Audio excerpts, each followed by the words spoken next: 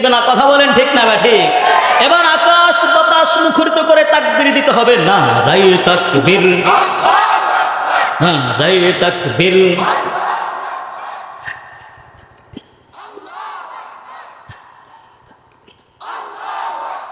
আলেম ওলামা যেখানে, আলেম ওলামা যেখানে, ওয়াজ মাহফিল যেখানে, মসজিদ মাদ্রাসা যেখানে, নায়ক নায়িকা যেখানে, 14ই ফেব্রুয়ারি যেখানে,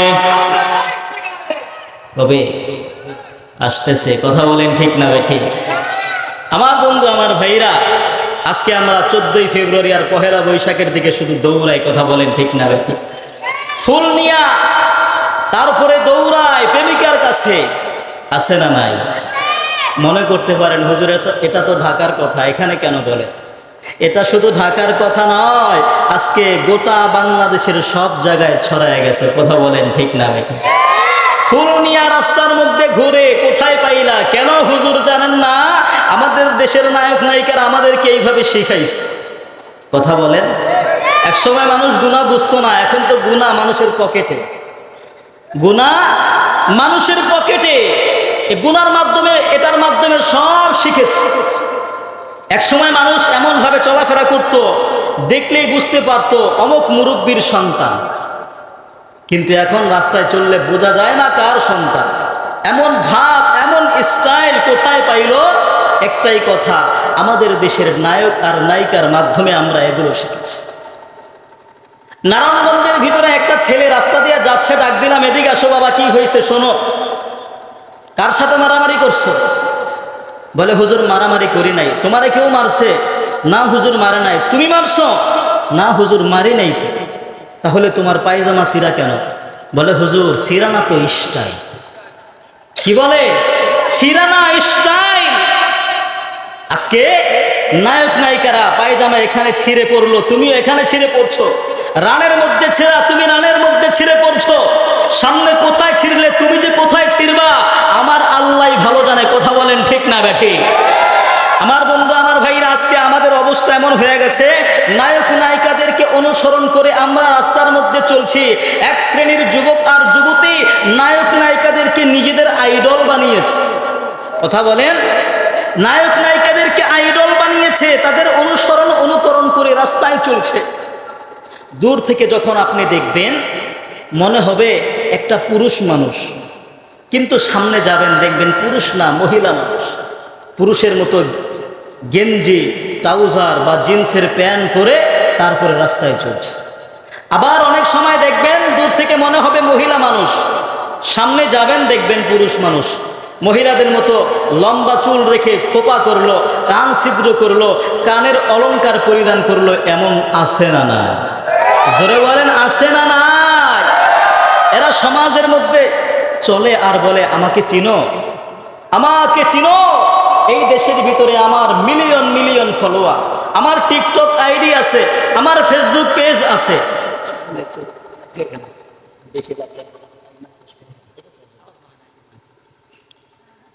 তো কি বলে আমার ফলোয়ারের অভাব নাই। কোথায় পাইলো ফলোয়ার? কেন হুজুর জানেন না?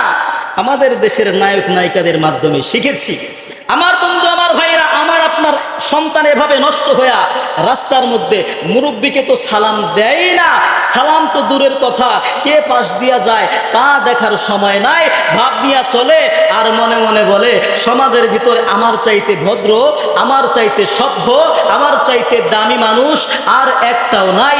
আমি বলবো না না না, সমাজের ভিতরে তোমার চাইতে বেউকুফ আর একটাও নাই। কথা বলেন ঠিক না বেটা? শুধু বেউকুফ তা নয়, শুধু বেউকুফ তা নয়, বেউকুফ নাম্বার 1। কথা বলেন ঠিক না বেঠে? ও কাগুরে এগুন হইছে বেউকুফ নাম্বার 1, ও কাগুরে এগুন হইছে বেউকুফ নাম্বার 1। আর হে দিন দেখছি চাঁদপুরেতে বেসে খিলির হান, ও কাগুরে এগুন হইছে বেউকুফ নাম্বার 1, ও কাগুরে এগুন হইছে বেউকুফ নাম্বার 1। কথা বলেন ঠিক না বেঠে? আরে কাঁডের লতি হুডা করি হচ্ছে হেতে ধুম, রবার দিয়া বান্দি রাখে লম্বা মাথার চোর। আমি কি ভুল বললাম? ভুল বললাম? হায় হায়, পুরুষ মানুষ কান ছিদ্র করে স্বর্ণের অলংকার পরিধান করে রাস্তায় চলে। আমার বন্ধু আমার ভাইরা, কান ছিদ্র করা, অলংকার পরিধান করা, এটা পুরুষের সিফাত নাকি নারীদের? জোরে বলে। আজকে নারীদের মতো আমরা সেজে গুজে রাস্তায় চলছি, কান ছিদ্র করছি, কানের অলংকার করছি, স্বর্ণের কানের দুল পরিধান করছি। আমার বন্ধু আমার ভাইরা, স্বর্ণ পুরুষের জন্য হালাল নাকি হারাম? জোরে বলেন, হালাল না হারাম? আজকে সেই মহিলাদের মতো আমরা শ্বাসসজ্জিত হইয়া রাস্তায় চলছি। কথা বলেন ঠিক না বেঠিক? আরে কানের লতি হুডা করি হচ্ছে হেতে দুল, রবার দিয়া বান্দি রাখে লম্বা মাথার চুল, আবার মাতাল হইয়া মাঝে মাঝে বিরে মারে টান। ও কাগরে এগুলো হইছে বেলকুফ নাম্বার ওয়ান, ও কাগরে এগুলো হইছে বেলকুফ নাম্বার ওয়ান। কথা বলেন ঠিক না বেঠে? আরে লম্বা চুল রে কাটি সাডি সড়ক হচ্ছে হিতি, স্কিন টাইটের হোসাক হরি হইছে হুরুষ জাতি। কথা বলেন ঠিক না বেঠি? লম্বা লম্বা চুল কেটে কেটে পুরুষের মতো রেখে জিন্সের প্যান্ট পরে ট্রাউজার পরে রাস্তায় ঘুরে। আমার বন্ধু আমার ভাইরা, এখন তো পাঞ্জাবিও পরে। কি পরে? হুজুরদের পাঞ্জাবিও তারা পরে। আমাদের পাঞ্জাবি তারা দখল করে নিয়েছে, এমনকি ওয়াজ মাহফিলের স্টেজ পর্যন্ত তারা দখল করেছে। কথা বলেন ঠিক না বেঠি? বিভিন্ন জায়গায় আপনারা সোশ্যাল মিডিয়াতে দেখেন, বিভিন্ন জায়গায় মহিলারা স্টেজে চলে আসে। কথা বলেন ঠিক না বেঠি? আমার বন্ধু আমার ভাইরা, কেন এত অধপতন হচ্ছে? শুধু একটাই কারণ, হলো মোবাইল। কারণ কি? এই মোবাইলের কারণে আপনার সন্তান, আপনার মেয়ে, আমার ছেলে, আমার সন্তান সব নষ্ট হয়ে যাচ্ছে। সকালবেলা ঘুম থেকে জাগ্রত হইয়া স্কুলে যায় না, ঘরে খাওয়া দাওয়া করে না।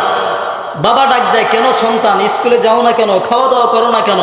মা আদর করে ডাক দিয়া বলে, বাবা কেন খাওয়া দাওয়া করো না, স্কুলে যাইবে না কেন? কারণ কি? বলে, স্কুলে আমার সকল বন্ধুর মোবাইল আছে, আমার মোবাইল নাই, আমাকে যদি মোবাইল কিনিয়ে দাও তারপরে স্কুলে যাব। কথা বলেন, কথা বলেন। আজকে এভাবে আমার আপনার সন্তান নষ্ট হয়ে যাচ্ছে। আমি আর আপনার সন্তানের আবদার রক্ষা করতে গিয়া তাকে মোবাইল কিনিয়া দেই, আর মোবাইলের মাধ্যমে প্রতিনিয়ত সে গুনার মধ্যে লিপ্ত হচ্ছে, আস্তে আস্তে জাহান্নামের পথে চলে যাচ্ছে। কথা বলেন ঠিক না বেঠিক?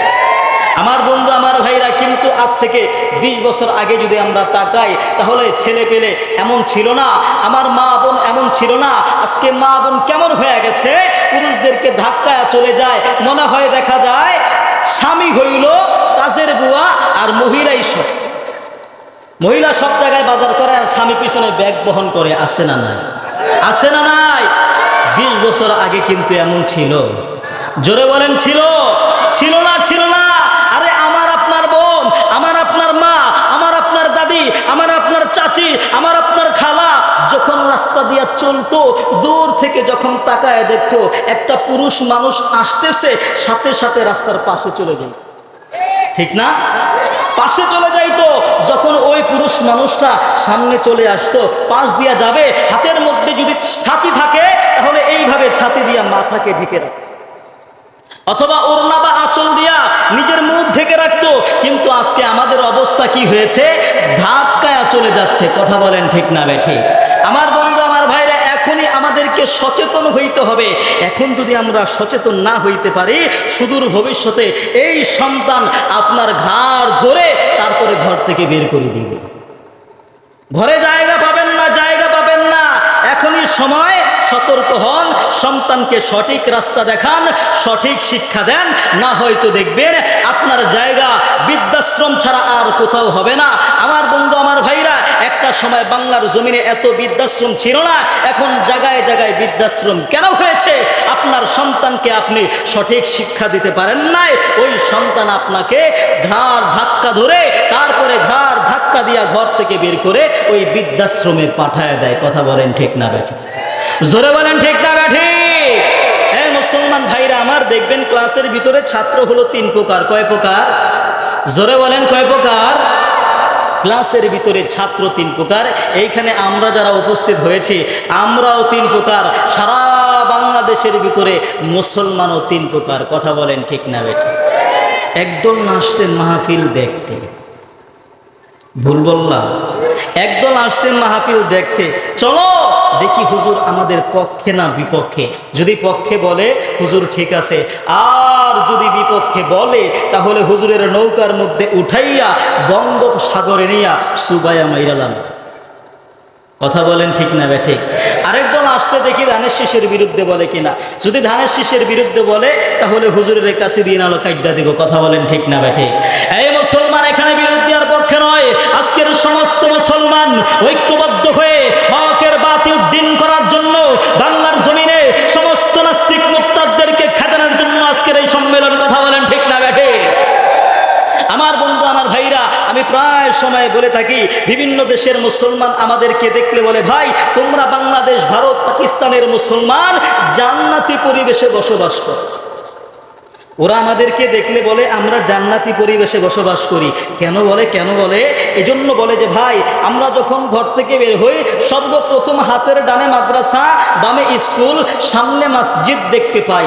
যার কারণে মাদ্রাসার ছাত্রদের সাথে আমাদের সাক্ষাৎ হয়, মুরব্বী নামাজিদের সাথে সাক্ষাৎ হয়, আলেম ওলামা মুফতি মুহাদ্দিসের সাথে আমাদের সাক্ষাৎ হয়। যার কারণে আমাদের পরস্পর একটা মিল মহাব্বত পয়দা হয়। আর ওরা বলে ভাই আমরা যখন ঘর থেকে বের হই সর্বপ্রথম ইহুদি যাজক, খ্রিস্টান পাদ্রী আর হিন্দু ঠাকুরদের সাথে সাক্ষাৎ হয়। এই হিসাবে আসলে আমাদের কপাল ভালো, ভাগ্য ভালো। ঠিক না বেঠিক? রাশিয়ার মুসলমানরা বলে ভাই দীর্ঘ 40 বছরের ভিতরে একজন বিজ্ঞ আলেমের সাথে আমরা সাক্ষাৎ করতে পারি না, কিন্তু বাংলার জমিনে লক্ষ লক্ষ আলেম উলামা মুফতি মুহাদ্দিস। কথা বলেন ঠিক না বেঠিক? এই যে আজকে আমার পরে যিনি আলোচনা করবে, মুফতি জামাল উদ্দিন বরগুনা, হুজুরের চেহারার দিকে তাকায় থাকবেন তো ছবিটা গুনাহ না। বসনিয়ার ভিতরে এক পিস কোরআন শরীফের সন্ধান পাওয়া গেল। যুবকরা 40 মাইল, 45 মাইল, 50 মাইল দূর থেকে হেঁটে হেঁটে বৃদ্ধা মহিলার ঘরে যায়, কোরআন শরীফটা হাতে নেয়, বুকের সাথে জড়ায় ধরে উম্মা খায়, আবার 40 মাইল, 45 মাইল, 50 মাইল হেঁটে হেঁটে চলে যায়। বসনিয়ার সরকার যদি জানতে পারে অবস্থা শেষ। এই হিসাবে আসলেই আমাদের কপাল ভালো, ভাগ্য ভালো। ঠিক না বেঠিক? এজন্য আমরা সকলে শুকরিয়া আদায় করি যে আল্লাহ আমাদেরকে এমন একটি দেশে মুসলমানের ঘরে জন্মগ্রহণ করার তৌফিক দান করেছেন, যেই দেশের রাজধানী মসজিদের শহর, যেই দেশটাই মাদ্রাসার দেশ, যেই দেশের ভিতরে 360 আউলিয়া, 360 আউলিয়া হিসাবে দেশটা প্রসিদ্ধ, 12 আউলিয়া হিসাবে দেশটা প্রসিদ্ধ, যেই দেশের ভিতরে স্বয়ং শাহ জালাল ইয়ামানি শোয়া, শাহ মাকদুম শাহ কোরআন শোয়া, যেই দেশের ভিতরে হাজী শরীয়তুল্লাহ শোয়া, যেই দেশটাকে তিতুমিরের দেশ বলা হয়, স্বয়ং দারুল উলুম দেওবন্দ থেকে 3 জন আলেম আসতেছিল, উপরে সাদা ছিল, ভিতরে সাদা, একজন শাহ মুহাম্মদুল্লাহ হাফিজ জি হুজুর, আরেকজন মুজাহিদে আজম শামসুল হক ফরিদপুরি, আরেকজন আব্দুল ওয়াহাব পীরজি হুজুর দেওবন্দ ডিক্লার দিয়ে দিল, 3 সুফায়েদ बंगाल के तरफ जा रहे हैं, जहाँ जाएगा चमकाएगा, जहाँ जाएगा नूर आবার নূর होगा। আবার 3 জন আলেম আসতেছিল, উপরে কালা ছিল, ভিতরে সাদা, একজন নুরুদ্দিন গওহারপুরি, আরেকজন মুসাইদ হুসাইন বয়ানপুরি, আরেকজন আব্দুল্লাহ হক হারিপুরি। দেওবন্দ ডিক্লার দিয়ে দিল 3 কালে बंगाल के तरफ जा रहे हैं, जहाँ जाएगा चमकाएगा, जहाँ जाएगा नूर आবার নূর होगा। ওই 3 জন যেই দেশের মধ্যে শোয়া, যেই দেশের ভিতরে হাবিবুল্লাহ বানিয়া হাটহাজারি শোয়া, যেই দেশের ভিতরে মুফতি আজম মুফতি ফাইজুল্লাহ বানিয়া হাটহাজারি শোয়া, যেই দেশের ভিতরে মুজাহিদে মিল্লাত মুফতি ফজলুল হক আমিনী শোয়া, যেই দেশের ভিতরে আল্লামা ইসহাক চরমনাই শোয়া, এমন একটি দেশে আরো শুকরিয়া আদায় করলাম যেই দেশের ভিতরে লক্ষ লক্ষ মিলিয়ন বিলিয়ন মুফতি মুহাদ্দিস, হাজার হাজার মসজিদ মাদ্রাসা, আরো শুকরিয়া আদায় করলাম যেই দেশের ভিতরে শাইখে বাগা, শাইখে বালিয়া, যাদেরকে ইমামে মাদানী বলা হয়, এমন একটি দেশে আমাকে আপনাকে মুসলমানের ঘরে জন্মগ্রহণ করার তৌফিক দান করেছেন। চিৎকার দিয়া বলি আলহামদুলিল্লাহ। আমার বন্ধু, আমার ভাইরা, এমন একটি দেশে জন্মগ্রহণ করতে পেরে আমরা খুশি না বেজার? জোরে বলেন খুশি না বেজার? হায় যেই দেশের ভিতরে ওপেনলি 5 বেলা উচ্চ সুরে আজান দিয়া একসাথে সারিবদ্ধ হইয়া জামাতে নামাজ পড়তে পারি, এটা আমাদের কপাল।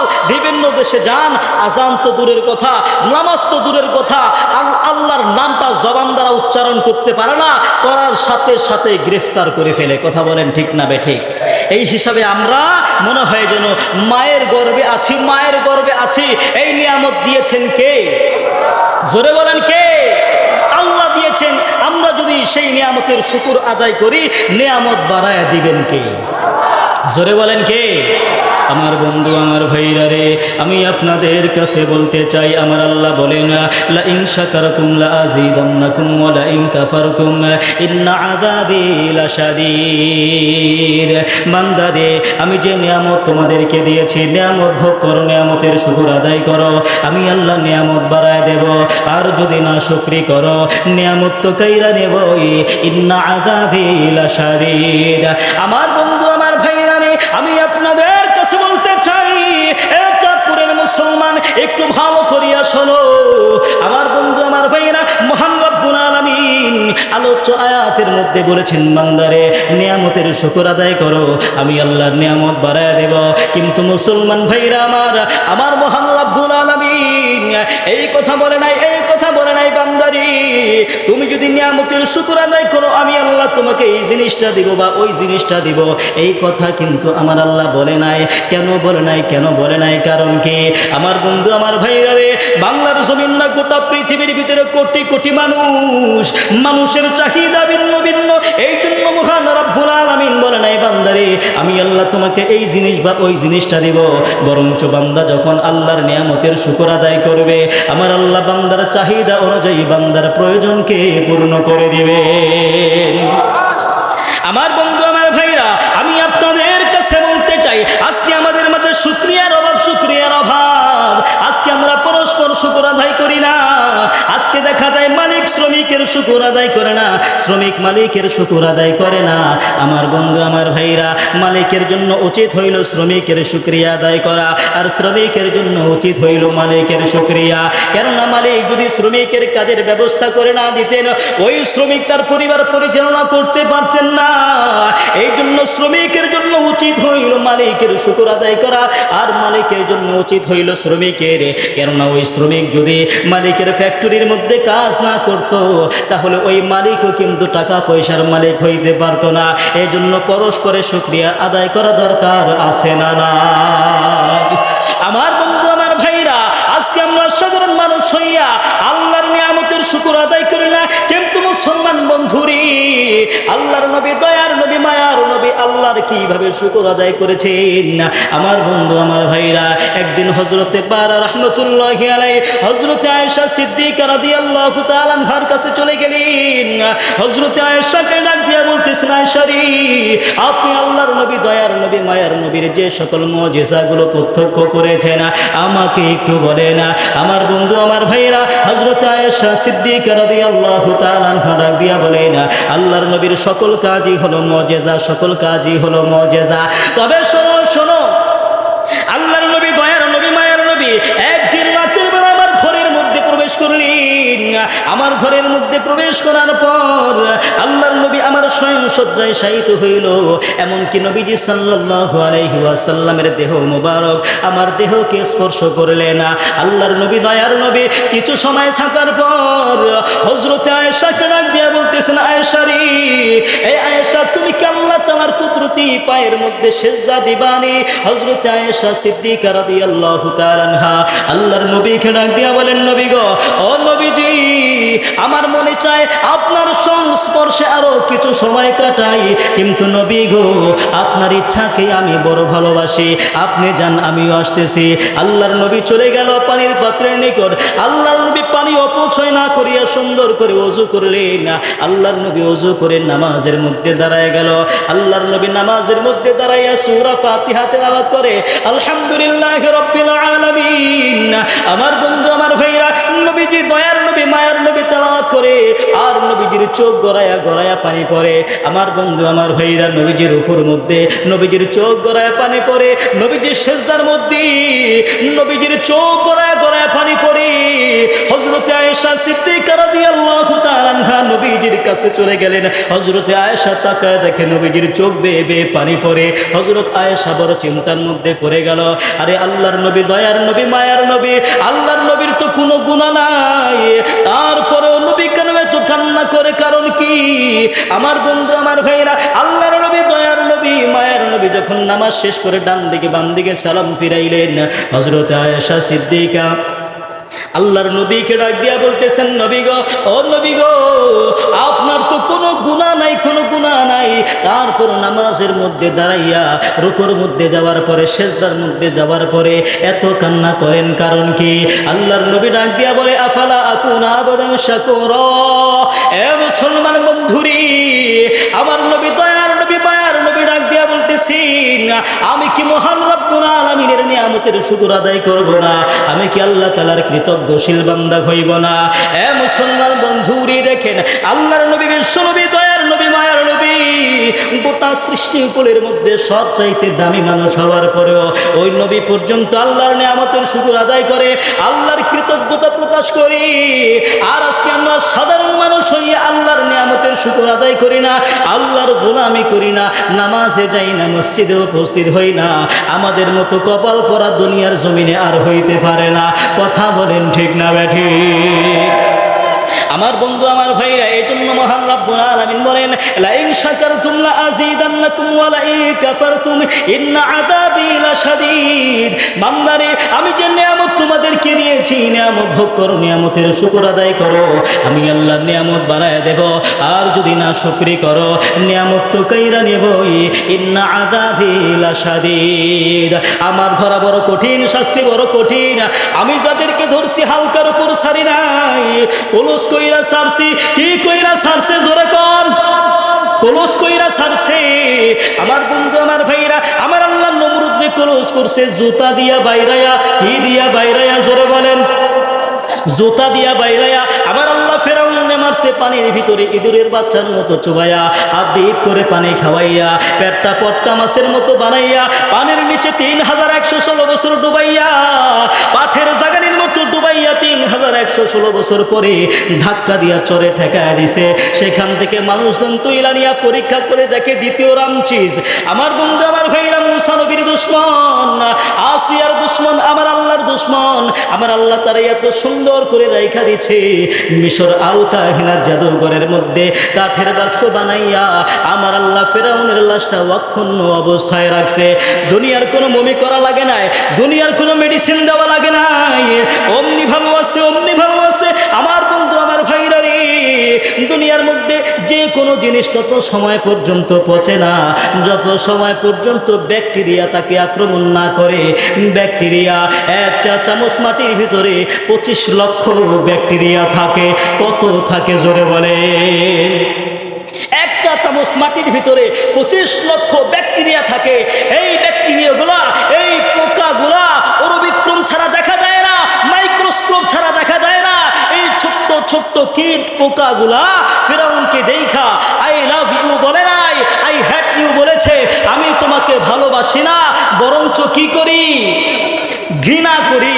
আমার বন্ধু, আমার ভাইরা, এই পোকাগুলা ফেরাউনকে স্পর্শ করে নাই, ফেরাউনকে খায় নাই, যার কারণে ফেরাউন পচে নাই। আমার বন্ধু, আমার ভাইরা, আমরাও যদি আল্লাহর নিয়ামতের শুকর আদায় না করি তাহলে আমাদের অবস্থা কি হবে একটু চিন্তা করিয়া দেখেন।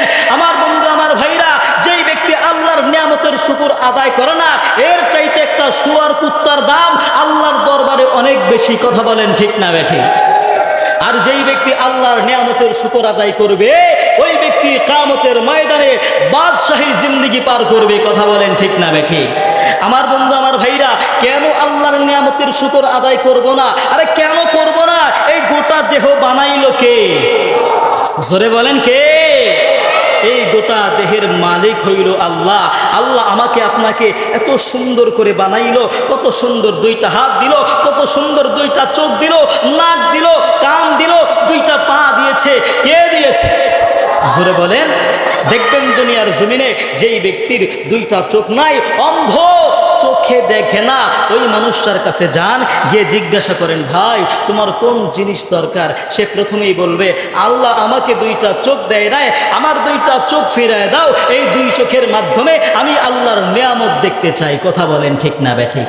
তাহলে যার কাছে যেইটা নাই সেইটার গুরুত্ব, সেইটার কদর সে বুঝে।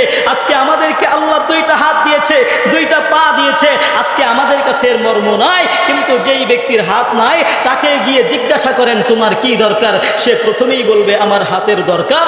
যার কাছে পা নাই তাকে গিয়ে যদি জিজ্ঞাসা করে তোমার কি দরকার? সে বলবে আমার দুইটা পা দরকার। আমার বন্ধু, আমার ভাইরা, কিন্তু মহান রব্বুল আলামিন আমাকে আপনাকে এতগুলো অঙ্গ প্রত্যঙ্গ দিয়ে বানাইছে কার গোলামি করার জন্য? জোরে বলেন, আল্লাহর গোলামি করার জন্য। আল্লাহ কেন হাত দিল? গুনাহের কাজ করার জন্য? হ্যাঁ, এই হাতের মাধ্যমে গুনাহ করার জন্য কি আল্লাহ হাত দিয়েছে? এই পায়ের মাধ্যমে গুনাহ করার জন্য আল্লাহ পা দিয়েছে? এই চোখ দিয়েছে আল্লাহ কি গুনাহ করার জন্য নাকি নেকের কাজ করার জন্য?